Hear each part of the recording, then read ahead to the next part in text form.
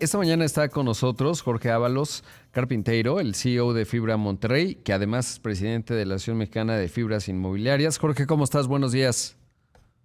¿Qué tal, Rodrigo? ¿Cómo te va? Muy buenos días. Con mucho gusto de saludarte, Jorge. Bueno, comencemos por, pues prácticamente hace 8 días anunciaron que pues ya se cumplieron las condiciones para comprar a Fibra Macquarie. Cuéntanos primero cuál es la lógica de la operación, el tamaño de lo que estarían integrando y bueno, cuáles son los detalles de ello. Claro que sí, Rodrigo. Pues mira, es una operación muy importante para México, para nuestro sector. Es considerada la operación más grande inmobiliaria del sector en la historia pública. Es una transacción relevante, no solamente por el tamaño, sino también por un poco lo que implica. Esta es la 10ª vez que Fibra Monterrey sale al mercado.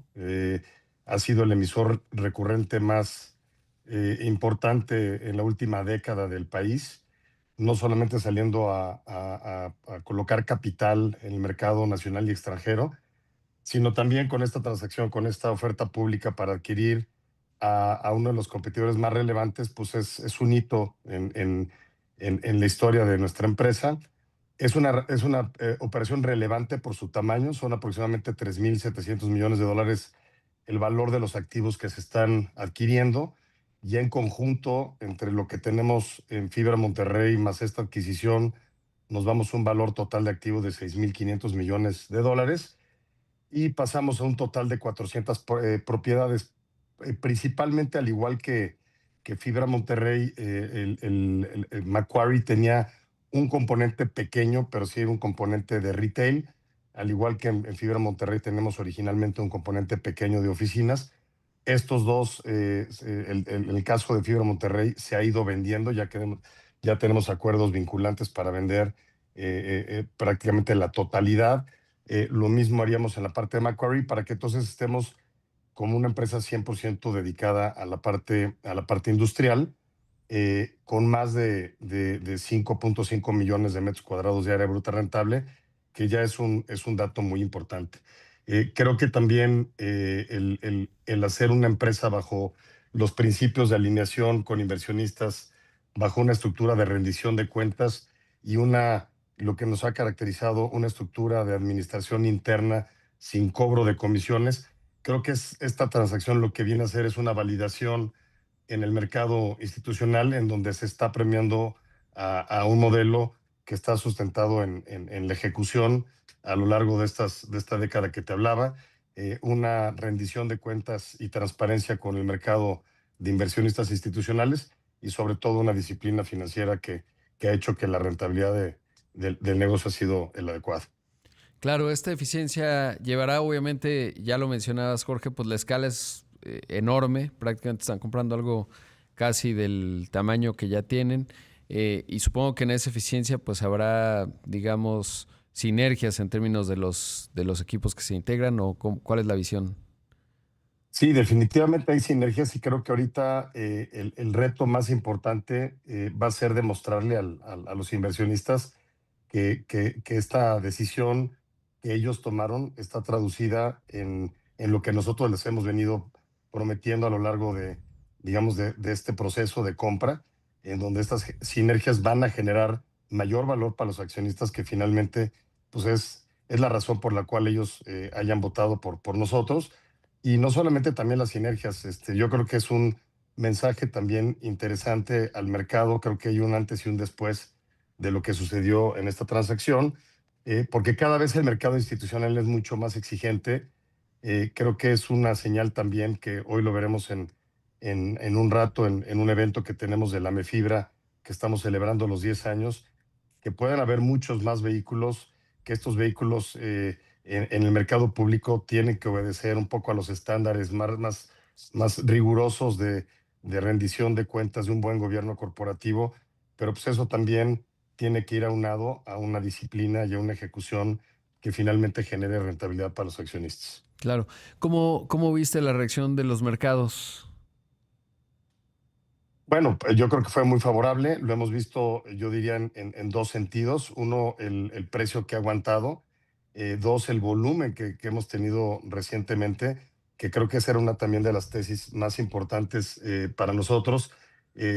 Una de las lecciones que vemos en este tipo de transacciones en los mercados modernos, la ayuda, la escala ayuda, pero la confianza gana mucho más.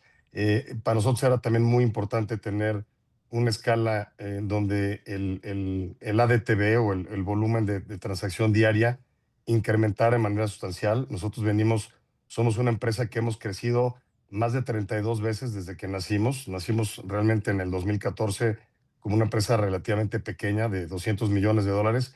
Hemos crecido 32 veces los activos para llegar a estos 6,500 millones que te hablaba. Pero lo más importante, pues después de hacer una buena ejecución y de tener la estructura adecuada de gobierno corporativo, pues también era tener una liquidez relevante. Hace 2 años estábamos transaccionando alrededor de $250,000 por día. Ya andamos cerca de los $7 millones por día, y eso te ayuda a bajar tu costo de capital, a acceder también a otros mercados como el extranjero, como fue lo que hicimos en el 2024 y en el 2025. Y eso pues te hace mucho más acreciente cualquier compra para tener pues un crecimiento en la rentabilidad que le das por acción a tus accionistas. Claro. Ahora, ¿cómo se ve el panorama? Sobre todo, ahora veía los datos, reportaba los datos de la producción automotriz, ya enero-mayo, se ve ralentizada, digamos, los ritmos de crecimiento se han aplanado un poco. Obviamente, buena parte de la plataforma productiva de México está vinculada a la renegociación del TEMEC. ¿Cómo estás viendo el ritmo, digamos, de renovaciones de contratos, etcétera? En el caso de ustedes, 28%, ya sin la integración todavía, pues es automóviles y componentes. ¿Cómo estás viendo el panorama en esta parte, en el sector industrial y relativo, obviamente, al portafolio? Mira, definitivamente en el 25 tuvimos un slowdown como industria importante. Sin embargo, creo que también hay que ser bastante realistas en cuanto a que el nivel de absorción de México previo al COVID andaba sobre niveles de 1,5 millones a 2 millones de metros cuadrados de absorción por año. Es decir, el número de metros cuadrados que se rentaban al año. El año más importante y histórico récord que hemos visto fue en el 2024, cuando andaba a todo lo que daba este fenómeno del nearshoring, que llegábamos a tener absorciones sobre niveles de 5 millones de metros cuadrados. El año pasado no fue malo. Yo diría que es un año inclusive mejor a los números de pre-COVID, arriba de los 2,5 millones de metros cuadrados. Pero estamos viendo un 26 interesante, Rodrigo, desde la óptica que en el 25 el inquilino, particularmente el que ya estaba en México, estaba en una especie de modo de wait and see. Y este 26 estamos ya viendo a estos mismos inquilinos en un modo de I cannot wait any longer. Es decir, creo que va a haber claroscuros. Creo que, como lo has comentado en varios de tus programas, probablemente no veamos algo inmediatamente ya negociado para el mes de junio, pero creo que México está muy favorecido dentro de los bloques de todo lo que ha sucedido en la guerra comercial, y creo que las cadenas de suministro simplemente no pueden parar, y creo que esta región y este bloque de Norteamérica, pues el más favorecido del mundo definitivamente va a ser uno de ellos, nuestro país. Claro, sí, la posición relativa de México, que es lo que pues está buscando que sea mejor que la del resto de los países. Y es interesante cómo otras manufacturas no automotrices pues les ha ido muy bien. Jorge, debo hacer un corte, pero platiquemos obviamente de la Amefibra, fundamental, ya mencionabas, tú eres el presidente, están en un aniversario que es clave, y sobre todo pues hablar de esos números, ¿no? Desempeño, lo que ha significado, etcétera. Pero nos va a interrumpir el corte, así que mejor vamos a él. Si lo permites, regresamos. Claro. Esta mañana está con nosotros Jorge Ábalos Carpintero, el CEO de Fibra Monterrey, presidente de la AMEFibra, de la Asociación Mexicana de Fibras Inmobiliarias. Vamos de la AMEFibra, que ya nos decías, Jorge, están cumpliendo 10 años, son 15 desde que salió la primera fibra, y voy a regresarme un poco porque a lo mejor, obvio, pues sabemos qué son las fibras buena parte, pero creo que habrá alguien que diga de qué hablan, cómo entender la figura de las fibras y sobre todo qué significan pues estos 15 años de la primera y 10 años de Amefibra.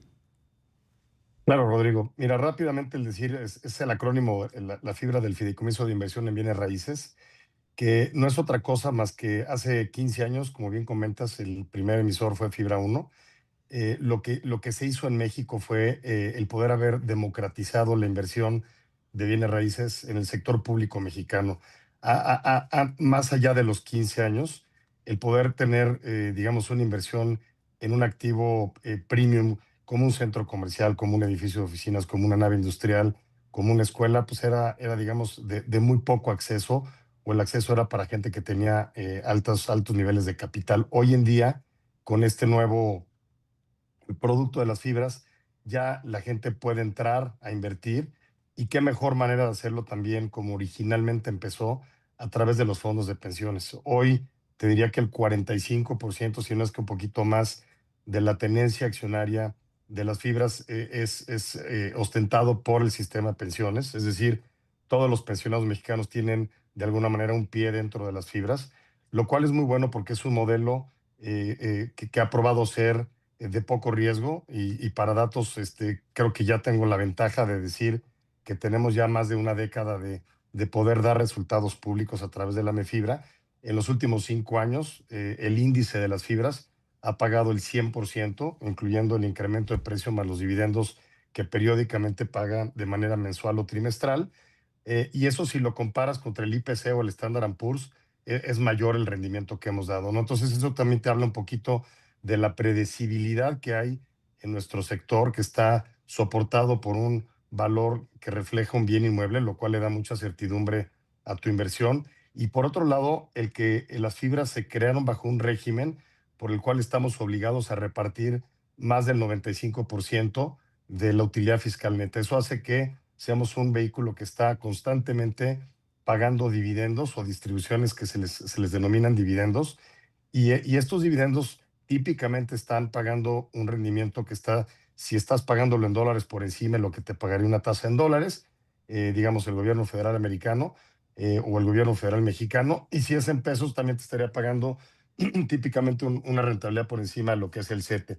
Entonces, esto ha hecho que también, por primera vez, y lo estamos celebrando en este 10º aniversario, ya las 16 fibras que hoy cotizamos en bolsa, rebasamos más del billón de pesos de valor de activos, y más de 600,000 millones de pesos en el valor de capital, lo cual ya no te habla de una tendencia, sino que ya somos un pilar para el desarrollo de nuestro país.